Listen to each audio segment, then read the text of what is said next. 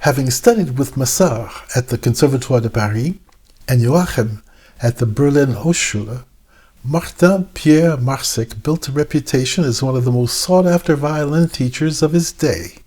Students recalled that he was demanding, inflexible, and maybe even a little arrogant. And at 20 francs a lesson, he was without question one of the most expensive teachers in Paris at the time. Then in 1892, he was named professor at the Conservatoire de Paris, taking over from Eugène Sauzet, who retired. His time there, however, would be short, just 8 years, from 1892 to 1900. But during that time, 3 students in particular would win first prizes. Karl Flesch in 1894, Jacques Thibault in 1896, and Georges Ionescu in 1899. Thibault remembered Marsick as a teacher who noticed when a student was struggling, someone who paid attention. He provided a shoulder to lean on, as Thibault found out firsthand when he walked away from his first competition empty-handed. Ionescu put it simply by saying that he was an excellent teacher with a great reputation that taught him to play the violin better and to truly know how to play certain works. And Flesch? Well, Flesch went further. He said Marsick taught him how to use reason without ever betraying the music, that he shaped his right arm, taught him how to shade a nuance, and that Marsick opened up a whole world of feeling that he hadn't even suspected was there.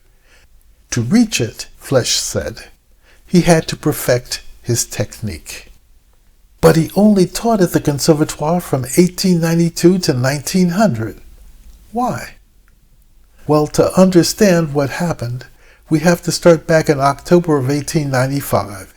It was then that he toured the U.S. playing the same program everywhere. Vieuxtemps Concerto No. 4, Bruck Concerto No. 3, and Lalo Symphony Espagnole. Audiences loved him, the critics too. They all admired a violinist who refused to show off, who let the music come first.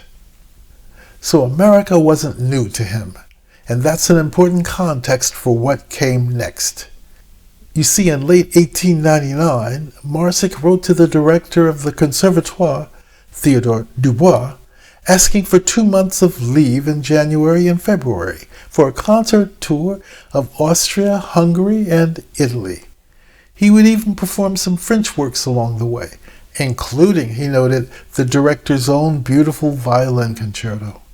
Well, he got the leave and left Paris, not heading east, but west, to the U.S. for a second time. But this time he didn't just go with his violin. He went with his mistress, a married woman herself, leaving his wife behind.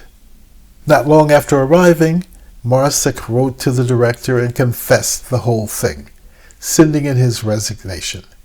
It was accepted, and just like that, his career at the Conservatoire was over.